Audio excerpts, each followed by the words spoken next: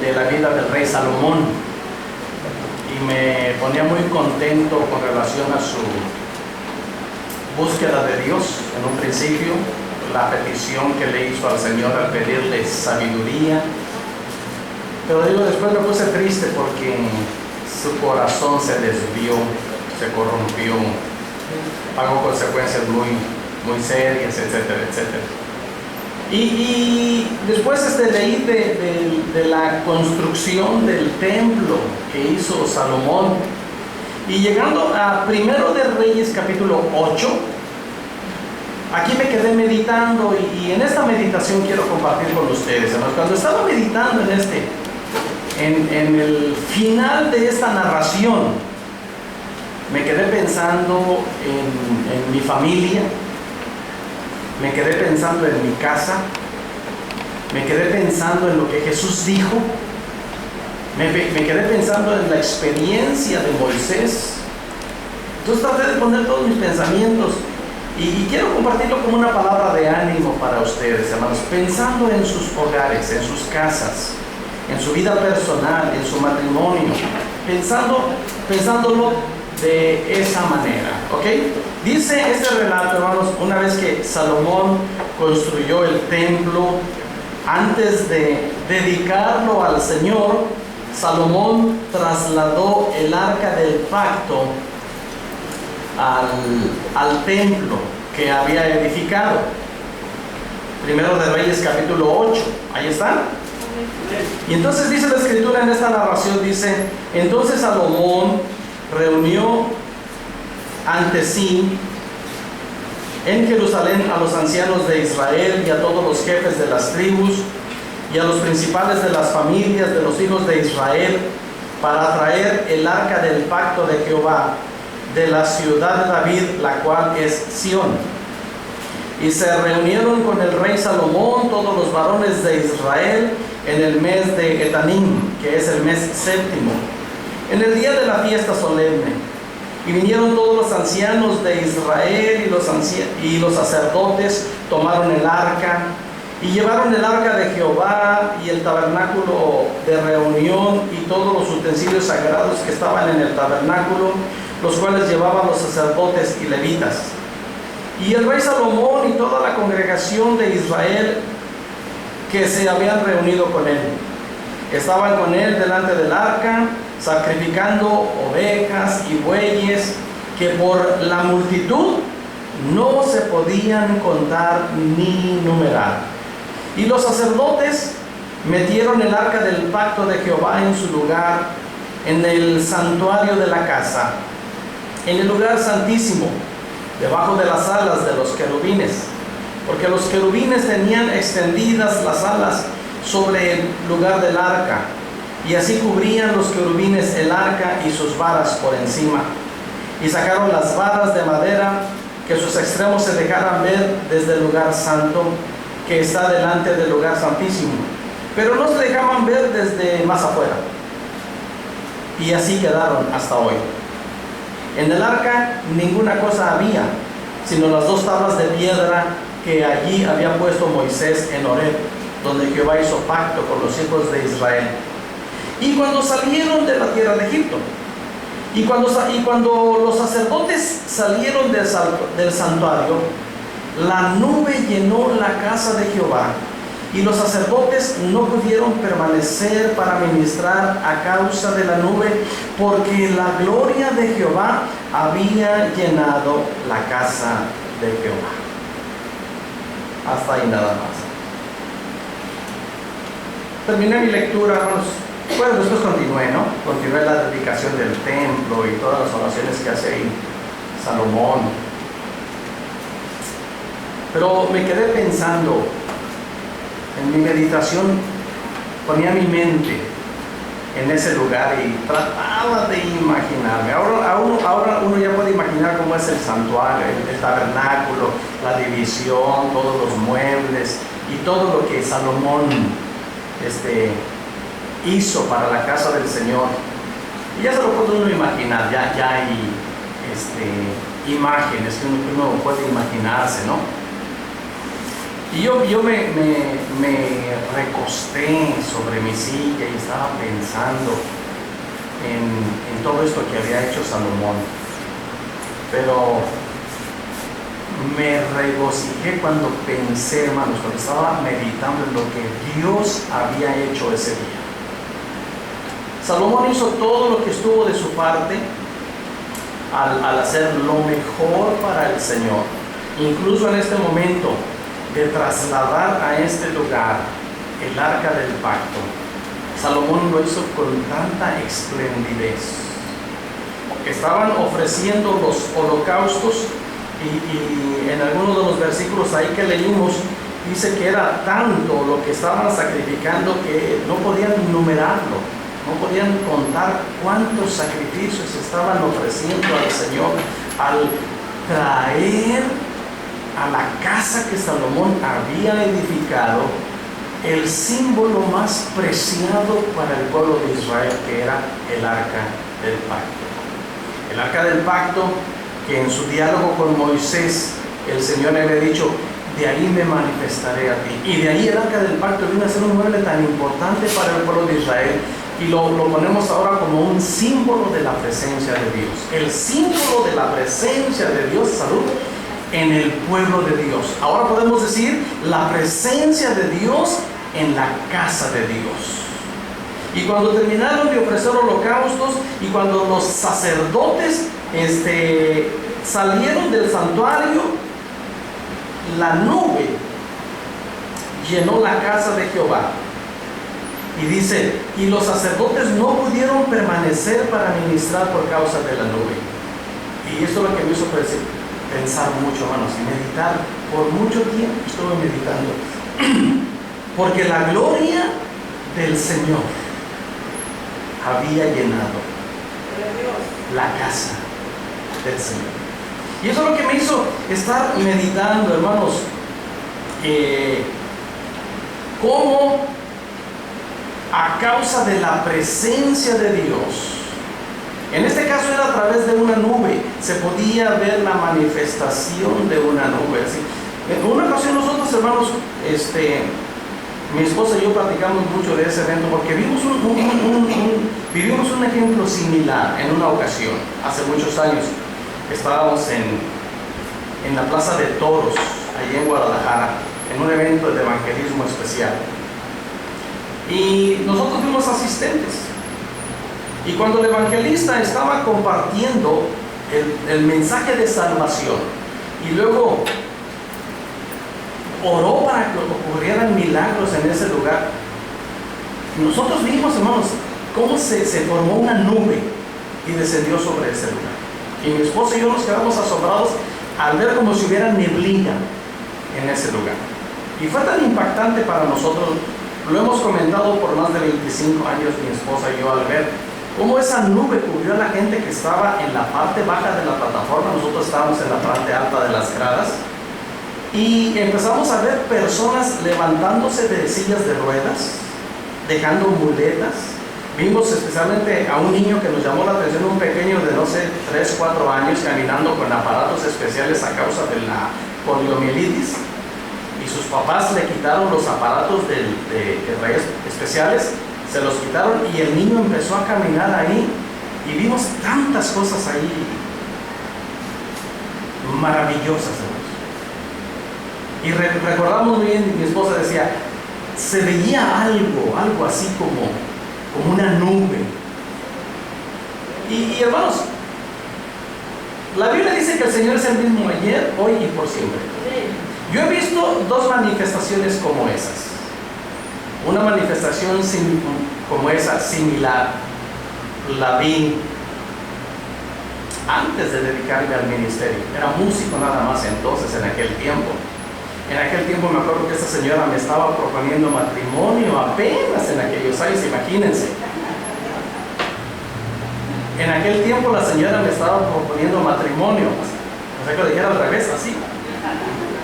Oh, yo te estaba proponiendo matrimonio. Entonces, lo comento nada más para que vean hace cuántos años. Estábamos en una carpa, predicamos en una carpa en Matehuala, San Luis Potosí. Y terminamos de tocar nosotros como músicos. y nuestro pastor pasó al púlpito a predicar, y hermanos, igual se sentía una atmósfera de la gloria de Dios tan poderosa, pero nos sobresaltó el grito de una señora entrando por una de las puertas de la carpa, gritando con una bebé pequeña en sus brazos y diciendo: mi niña se me muere, se me muere, se me muere. Y viene y avienta a su niña en mis brazos. Acá estábamos nosotros abajo en la plataforma, y avienta a sus niñas en mis brazos. Y volteé a ver con otro compañero mío y digo: ¿y qué hacemos? Y dice: pues no sé. Y la niña estaba muerta. Y nuestro pastor dijo: vamos a orar por esa pequeña. Y empezamos a orar, hermanos, y se sentía un ambiente de la gloria de Dios, hermano. Y de repente, yo viendo a la niña, empiezo a verle su colorcito de blanco, empezó a ponerse rosita. Lo tremendo en ese momento es que la niña abrió los ojos y lo primero que vio fue a mí. Y se asustó. Y pusimos a la niña en los brazos de su mamá. Obviamente esa señora ese día entregó su vida a Cristo. ¿Verdad? Dios, cuando hace ese tipo de manifestaciones, tiene un propósito, hermanos. No es nada más para cumplir caprichos ni para hacer un exhibicionismo. Dios tiene propósitos. Para hacer milagros, Dios muestra su poder y sus milagros con un propósito. Ese día en Guadalajara lo vimos, ese día en Matehuala, San Luis Potosí, lo vimos. No puedo decirles que lo he visto tantas veces, pero esas dos veces las tengo bien presentes en mi vida. Y mientras leía yo esto, me hacía recordar eso. Y entonces vino esta expresión a mi mente, hermanos. ¿Por qué no nos cansamos de vivir vidas rutinarias en nuestra casa? Si podemos vivir en la misma gloria de Dios.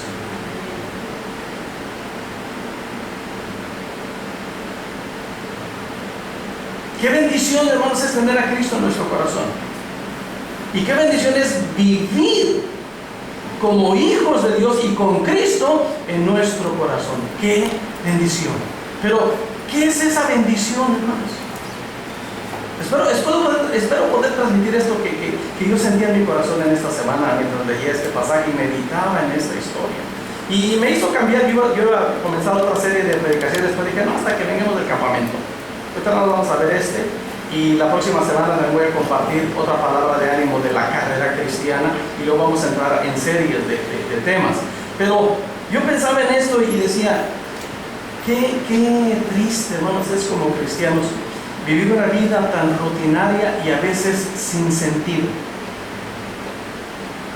Y con la enseñanza de la escuela dominical, en un tipo de vida cristiano que lo más peligroso, hermanos, cuando estaba explicando a la hermana Tracy, lo más peligroso es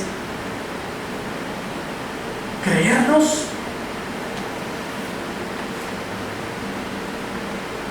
lo que no somos. ¿Y saben qué? La neta del planeta, nosotros sabemos. Porque una vez que nosotros estamos dentro de las cuatro paredes de nuestra casa y cerramos la puerta, nosotros sabemos quiénes somos. Nosotros sabemos cómo vivimos, nosotros sabemos de qué pata cojeamos, nosotros sabemos de qué adolecemos y nosotros sabemos en qué áreas somos fuertes. Nosotros sabemos nuestras necesidades, nosotros sabemos nuestras debilidades. Y yo pensaba en eso y decía: Señor, no quiero vivir como hijo de Dios una vida rutinaria y ausente de Dios, diciéndome hijo de Dios,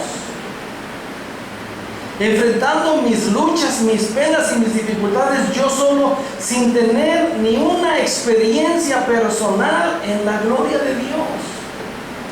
Y traté de cantar, hermanos. No quise buscarlo porque no estoy 100% de acuerdo con esa canción, pero estuve tarareando la primera parte muchas veces. Agarré la guitarra y empecé y decía yo: la gloria de Dios, no me sé lo demás, no sé lo que sigue, no estoy muy de acuerdo, pero se oye bonito. Más o menos así van. Y pensaba yo caray, qué lindo, hermanos, qué lindo de veras es que podamos decir: en mi vida, en mi casa y en mi iglesia, podemos disfrutar de la gloria de Dios. Me hizo recordar cuando Moisés terminó de levantar el tabernáculo, el templo, antes que construyera Salomón. Y tuvo una experiencia similar porque la intención era para adorar al mismo Dios. Muchos años antes, leemos en Éxodo capítulo 40, del versículo 32 en adelante, dice: cuando estaban en el tabernáculo de reunión y cuando se acercaban al altar, se lavaban. Y aquí cuando leí esta parte, hermanos, me llamó la atención esto. Miren, y aquí voy a hablar de esta condición. Dice, se acercaban al altar, se lavaban como Jehová había mandado a Moisés. Esa es una parte bien importante para poder disfrutar de la gloria de Dios. Como Jehová había mandado a Moisés.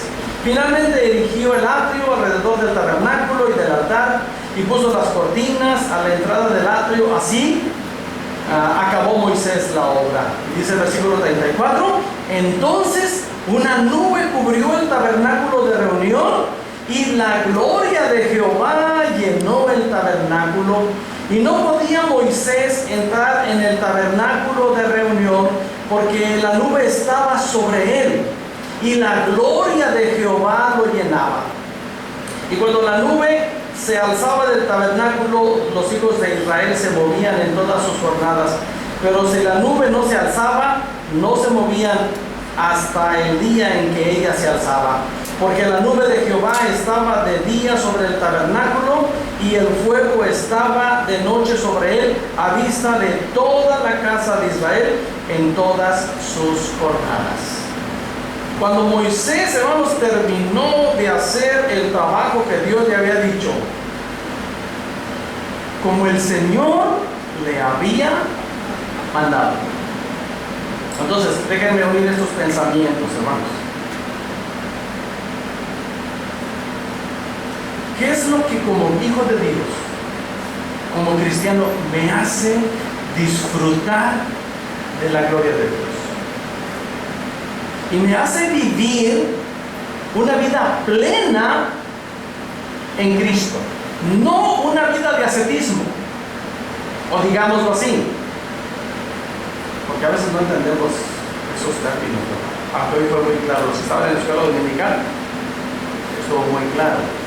Pero no solamente una vida de religión, no solamente una vida dominguera, no solamente una vida en que la palabra de Dios la encuentro yo el domingo para llevarla a la iglesia y en toda la semana ni siquiera sé de qué estamos hablando. Hermanos, espero que me capten esta idea. No es posible. No es posible disfrutar de este mismo Dios si durante toda la semana estamos viviendo una vida de religión sin sentido y donde estamos enfrentando una serie de dificultades personales de todo tipo, emocionales, espirituales, económicas, de trabajo, etcétera, etcétera, y eso lo trasladamos al matrimonio, y como matrimonio lo trasladamos a la familia, y como familia lo trasladamos a la iglesia.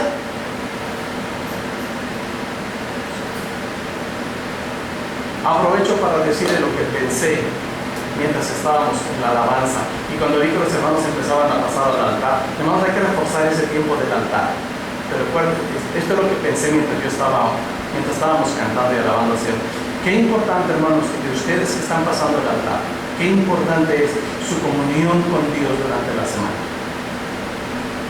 Porque eso se va a reflejar aquí en el altar. ¿Entiendan? Si ustedes vienen fríos, eso es lo que van a hacer en el altar. Y acuérdense que su oración en el altar es tan importante para el desarrollo de la reunión. Eso fue lo que hablamos, ¿se acuerdan? Entonces, qué importante, hermanos, es que ustedes que nos apoyan en el altar cuiden su comunión con Dios durante la semana.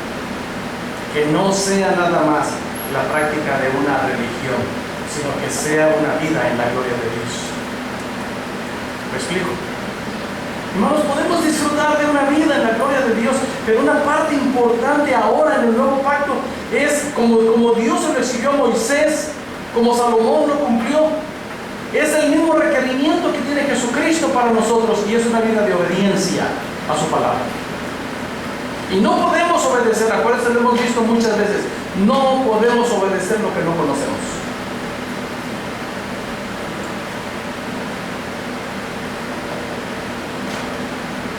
Cansémonos, hermanos. Cansémonos de una vida ordinaria. Hermanos, hay algo que afecta nuestro ambiente. Ustedes, y somos conscientes de eso. El ambiente de exceso de calor afecta nuestro estado de ánimo. ¿Sí o no? Ese estado de ánimo afecta el ambiente de nuestra casa. De alguna manera nos afecta. Hermanos, con un ambiente espiritual diferente, la vida se vive diferente. Y todo lo hace el ambiente espiritual en el que nos estamos moviendo durante nuestra vida cotidiana. No somos, hermanos, no somos gente común.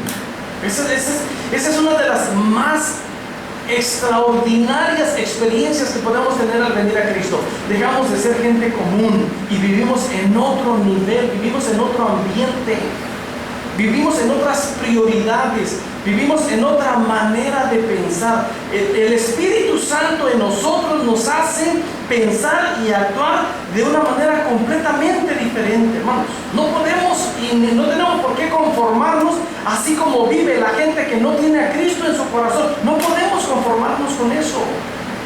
Nosotros podemos y debemos vivir de otra manera a causa de la presencia del Espíritu Santo en nuestra vida. Eso, hermanos, no es nada más ascetismo, no es nada más una vida religiosa, y no hacemos sacrificios para tratar de quedar bien. No, hermanos.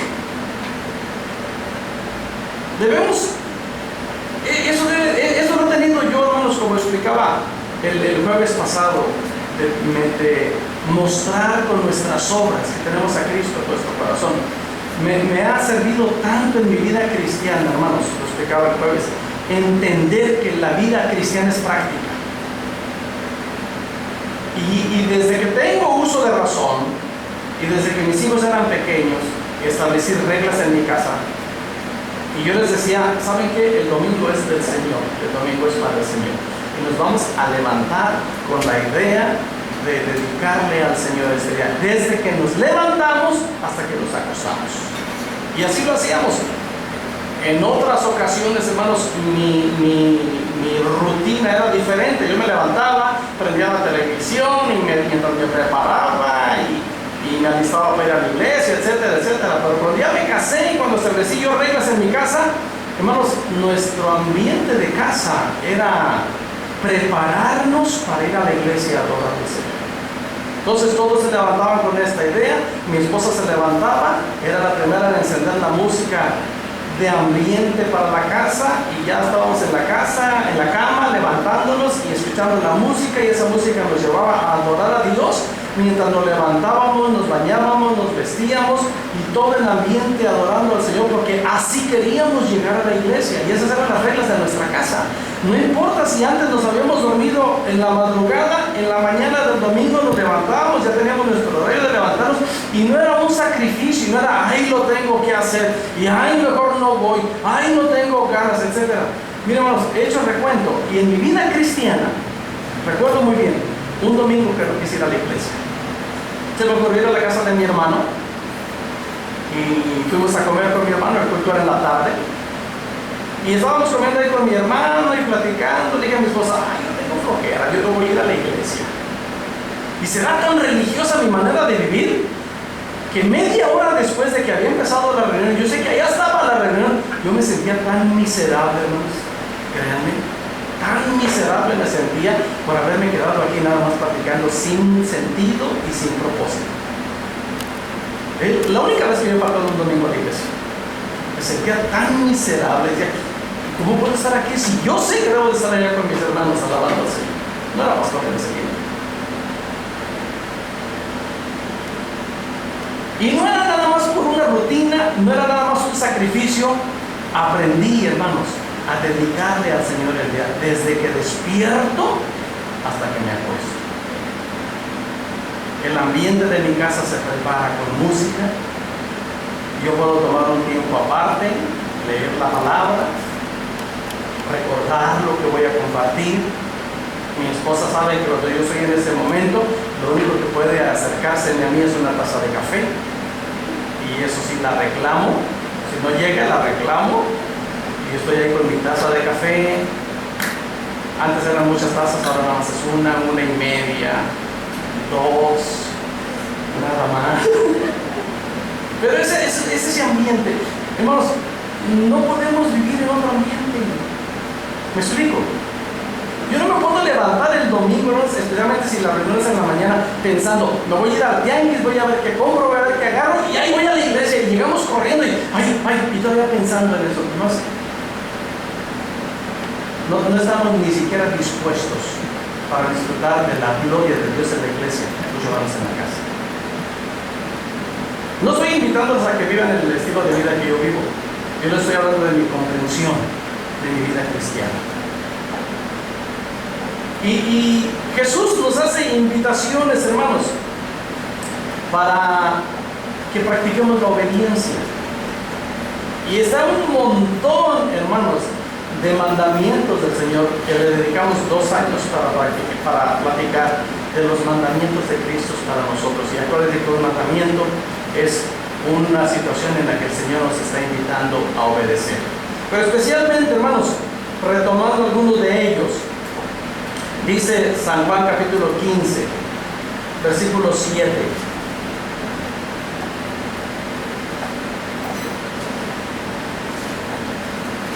San Juan capítulo 15, versículo 7.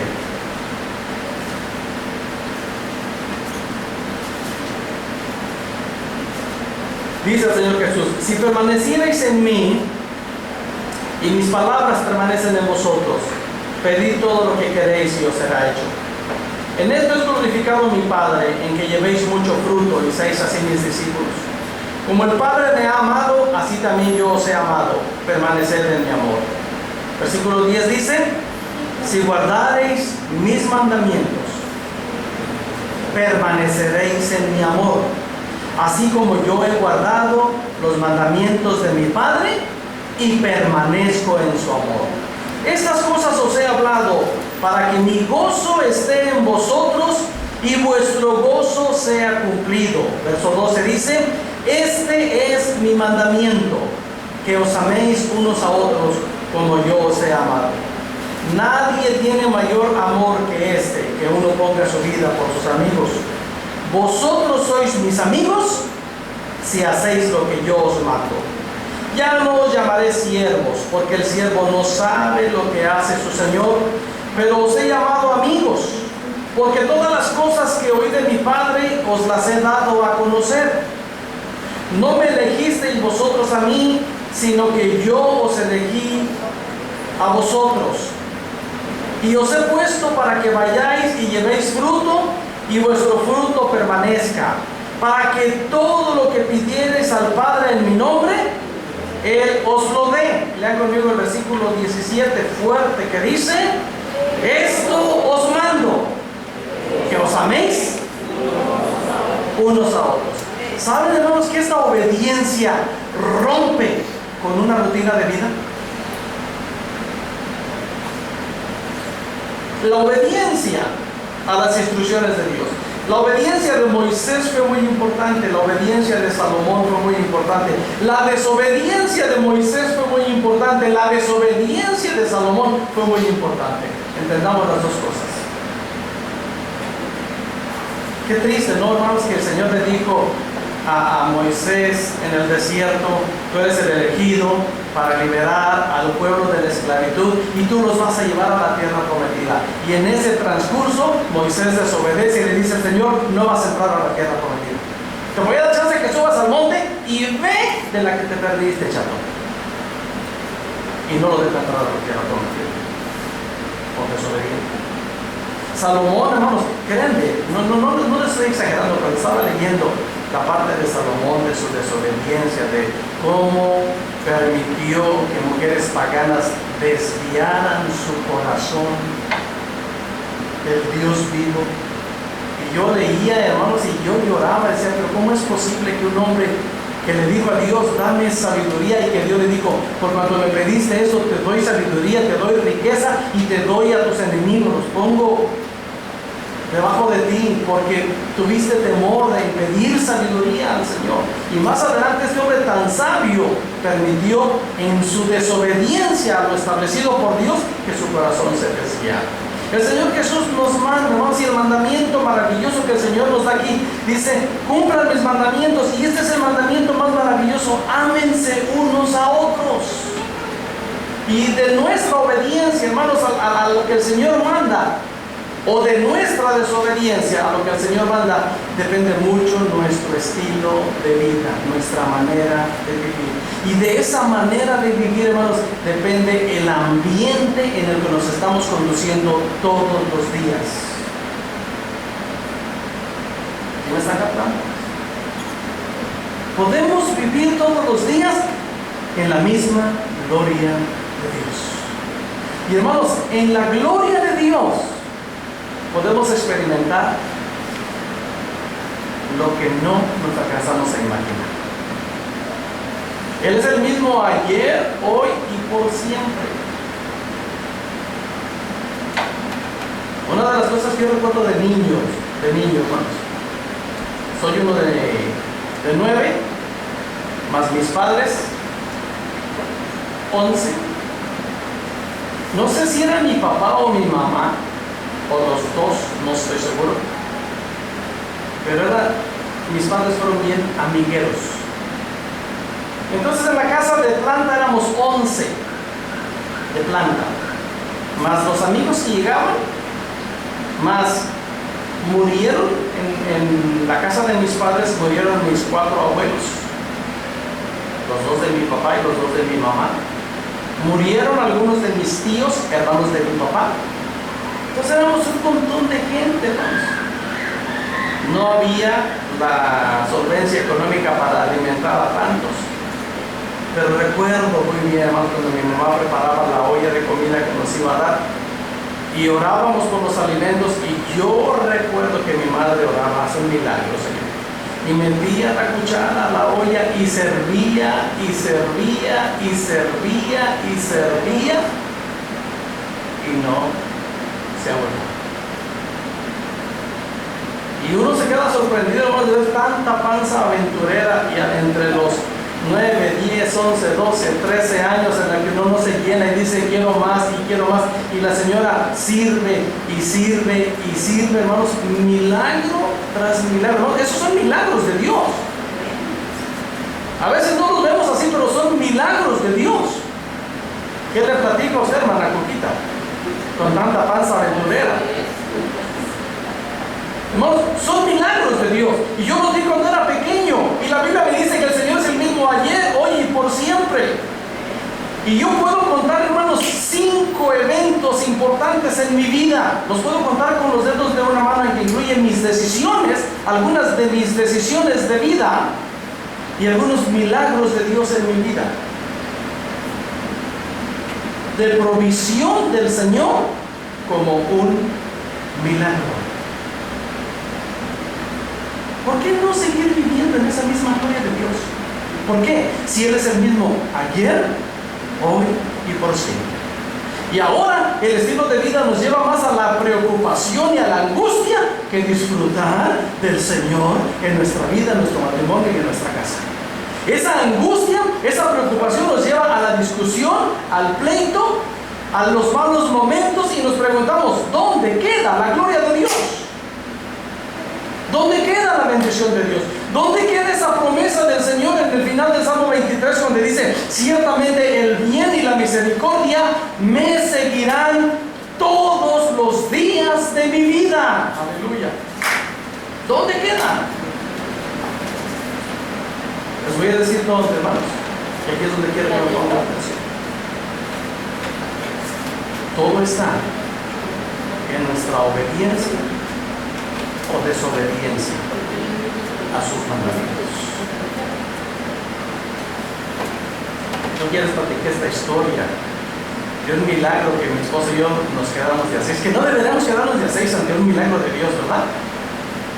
No me cabe la expresión cuando decimos a alguien, hermano, ayúdenos a orar por esto, y sucede el milagro y damos testimonio y luego decimos, no lo puedo creer. ¿Cómo no? Pues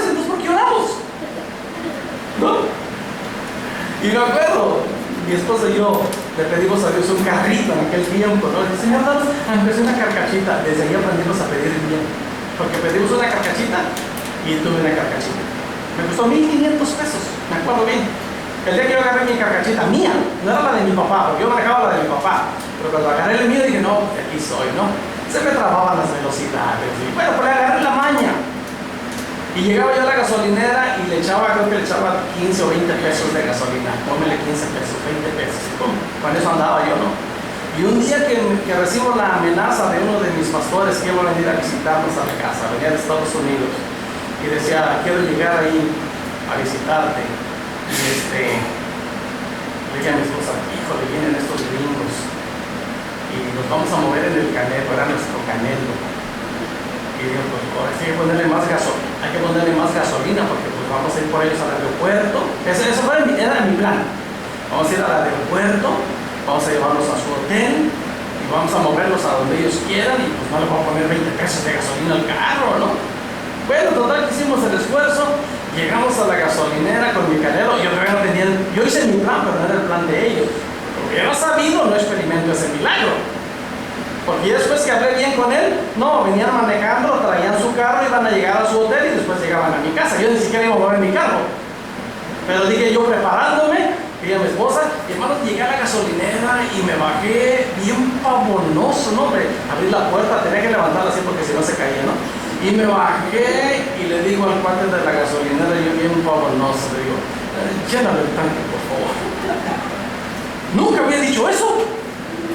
Y dice, bueno, llénale el tanque. Igual para ti. ¿Qué pasó? 20 pesos. No, yo sé que siempre le pongo 20. Llénale el tanque. No le cabe más. Y le digo, muévele, porque ya se mueven los tanques, los carros, muévele, que le entra más. No le entra más. Ya tiene tanque de 20 pesos yo, ¿no? Sin darme cuenta, porque no marcaban los relojitos del carro, siempre trataba el tanque lleno. Siempre. Y lo rellenaba con 20 pesos. Hasta ese día que llegué vi un pavonoso. Tanque lleno. Le dije a mi esposa, ¿cómo es posible que no más 20 pesos? Y después no le puse gasolina por un buen tiempo, hasta que se me acabó esa. Lo hubiera conservado así con 20, ¿verdad? Hermanos, Dios hace milagros. No debemos quitar eso de nuestra mente. Hay una discusión muy fuerte entre los teólogos. ¿Los milagros son para este tiempo o eran para el tiempo de Jesús? Hermanos, yo he visto milagros de Dios toda mi vida. Los leo en las Escrituras, desde el Antiguo, el Nuevo Testamento, y todo el tiempo que he leído las Escrituras, lo he visto en mis abuelos, lo he visto en mis padres en la vida real, y lo he visto en mi vida en la vida real. Jesucristo es el mismo ayer, hoy y por siempre. Pero la condición del Señor es la misma. La gloria del Señor llenó la casa que construyó Moisés en obediencia a su palabra. La gloria de Dios llenó la casa que edificó Salomón. La gloria de Dios, hermanos, puede llenar nuestra vida, puede llenar nuestra casa, puede llenar nuestra iglesia.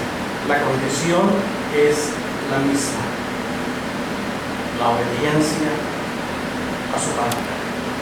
Podemos vivir en la misma gloria de Dios. Experimentar, hermanos, lo que Jesús dijo en Juan 17.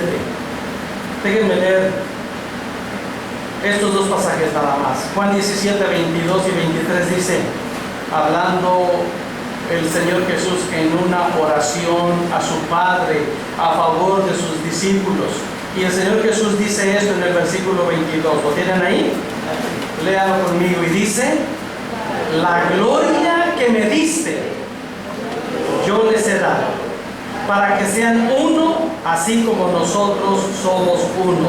Y ratifica en el versículo 23 y dice, yo en ellos y tú en mí, para que sean perfectos en unidad, para que el mundo conozca que tú me enviaste y que los has amado a ellos como también a mí me has amado. Segunda a los Corintios capítulo 3 versículo 18 dice, Segundo los Corintios 3:18 dice: por tanto nosotros todos, mirando a cara descubierto como en un espejo la gloria del Señor, somos transformados de gloria en gloria en la misma imagen, como por el Espíritu del Señor. Hermanos, esa gloria de Dios en nosotros debe llevarnos cada día a una transformación de vida. Repito lo que dije en un principio. Una ocasión, hermano, yo no entendía esto. Ahora lo tengo bien presente, ese comentario lo tengo bien presente.